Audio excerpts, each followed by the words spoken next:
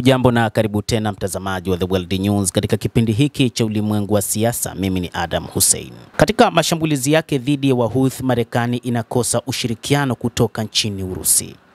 Utawala wa Marekani unaonekana kushindwa kutambua muungano mpana unaochukua sura nyuma ya vikosi hivi na muunganiko wa mashambulizi ya sasa ya Magharibi. Kauli ya Rais Donald Trump wa Marekani kwamba Iran itawajibishwa kwa kuendeleza mashambulizi ya vuguvugu la Wahouthi la Yemen kwenye meli katika Bahari Nyekundu inaongeza kwa kasi hali ya joto katika ongezeko linaloendelea kati ya vikosi vya Marekani na vuguvugu la Kiislamu la Washia wa Yemen. Hata hivyo, Iran imeshutumiwa na Marekani juu ya kulisaidia kundi hilo la wapiganaji wa Kihouthi licha ya kukanusha mara kadhaa.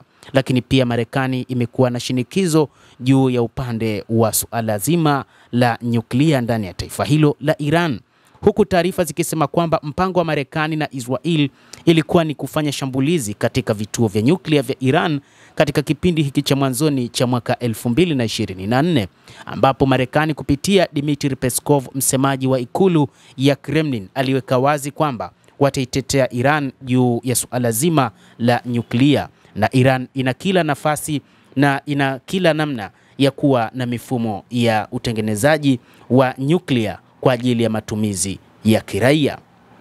Taarifa ambayo alitoa Rais Donald Trump alisema kila risasi iliyofyatuliwa na Wahouthi itaangaliwa kuanzia wakati huu na kuendelea kama risasi iliyofyatuliwa kutokana na silaha za uongozi wa Iran, na Iran itawajibika na itapata matokeo, ilieleza taarifa iliyotolewa na Rais wa Marekani Bwana Donald Trump.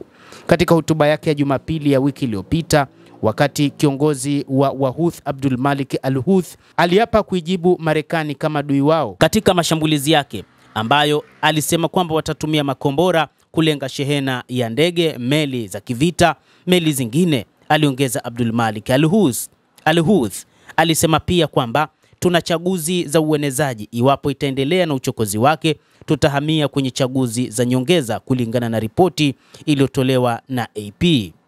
Lakini ni namna gani Wahouthi wanahusishwa na Urusi, na kwa nini vyombo vya habari vya Marekani wakati huu vinaandika ni kwa nini Urusi ipo kimya juu ya namna Marekani inavyopambana na Wahouthi?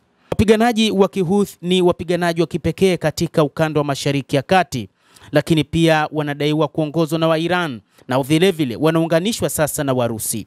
Katika taarifa iliyotolewa na gazeti la Wall Street Journal la nchini Marekani, limefichua kwamba Moscow ilikuwa imewapa Wahouthi mifumo ya ufuatiliaji wa data ambayo iliboresha uwezo wao wa ufuatiliaji na kulenga usafirishaji katika Bahari Nyekundu ama Ghuba ya Aden.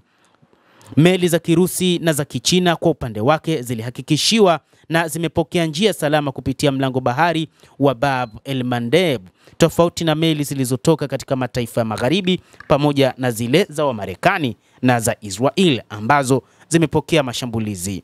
Taarifa ya Machi 5 ya idara ya hazina ya Marekani ilitangaza hatua dhidi ya wanachama 7 wa ngazi za juu wa Houthi, ilirejelea uhusiano ulioendeshwa na Moscow Sanaa, ikibainisha watu hawa wamesafirisha bidhaa za kiwango cha kijeshi na mifumo ya silaha katika maeneo yanayodhibitiwa na Wahouthi nchini Yemen, na pia kufanya mazungumzo ya ununuzi wa silaha za Wahouthi kutoka nchini Urusi.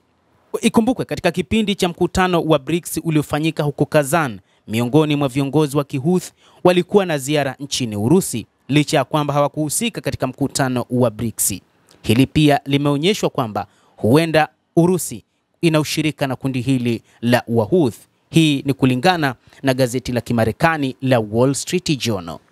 Ofisi ya udhibiti wa mali za kigeni pia imemteua mfanyakazi mmoja mwenye uhusiano na Wahouthi na kampuni yake ambayo imeajiri raia wa Yemen kupigana kwa niaba ya Urusi huko nchini Ukraine kupata mapato kusaidia operesheni za wanamgambo wa Kihouthi. Magazeti ya Magharibi yaliwahi kuripoti kwamba Wahouthi ni moja kati ya makundi ambayo yalipelekwa vitani huko nchini Ukraine kwa niaba ya Urusi kwa ajili ya mapambano yakishirikiana na majeshi ya Urusi, licha ya kwamba Urusi ilikanusha taarifa hizi. Maelezo yote yaliyofuata kuhusu watu hao 7 yalilenga kushughulikia kwao na Urusi. Muhammad al-Houthi alielezewa kuwa aliwasiliana na maafisa kutoka Urusi na Jamhuri ya Watu wa Uchina PRC ili kuhakikisha kuwa wanamgambo wa Kihouthi hawapigi meli za Warusi ama za Uchina ambazo zinapita katika Bahari Nyekundu kutokana na ushirika ambao wanauonyesha.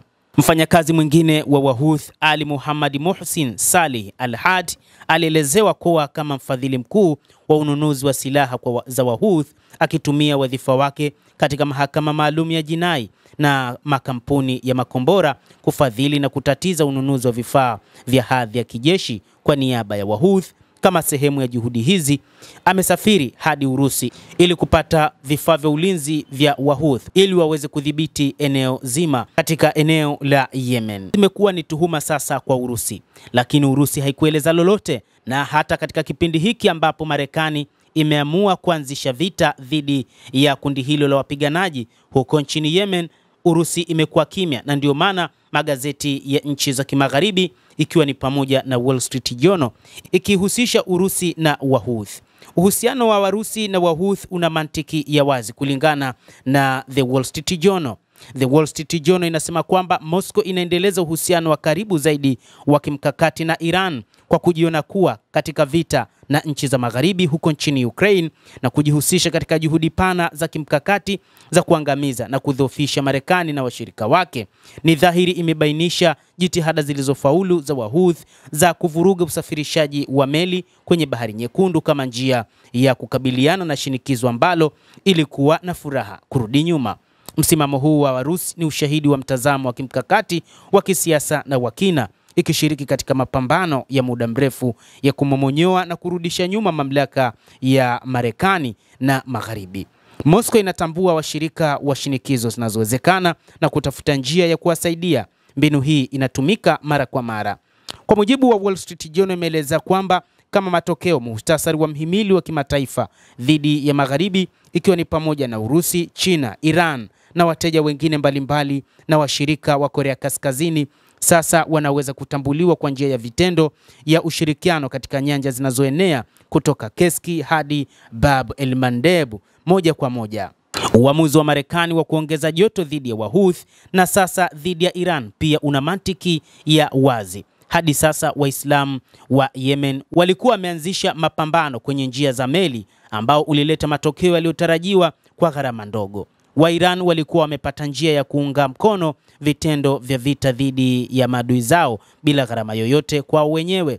Wakati huo kwa matumaini ambayo yamekwisha. Hata hivyo, utawala wa Marekani angalau kwa sasa unaonekana kushindwa kutambua muungano mpana unaochukua sura nyuma vikosi hivi na muunganiko wa mashambulizi ya sasa ya Magharibi. Kulingana na gazeti la Jerusalem Post, linaeleza kwamba matokeo yanayoshughulikia muungano uliotajwa kwa upande mmoja wa Ukraine, huku ikiupa changamoto upande mwingine katika eneo la Bahari Nyekundu ama Ghuba ya Aden, Moscow inaonekana haionyeshi adabu wala haionyeshi matumaini ya ushirikiano ulioanzishwa na Donald Trump katika siku za hivi karibuni katika kuhakikisha wanautatua mzozo huko nchini Ukraine. Mtazamaji, bila shaka umefahamu mengi. Ni kupitia gazeti la Wall Street Journal la nchini Marekani, lakini pia kielezea katika makala mbalimbali juu ya ushiriki wa Urusi katika kufadhili kundi hili la Wahouthi kupitia mgongo wa Iran. Endelea kutufuatilia na usisahau kulike, usisahau kucomment na kusubscribe channel yetu hii. Mimi ni Adam Hussein, endelea kuwa nasi wakati wote.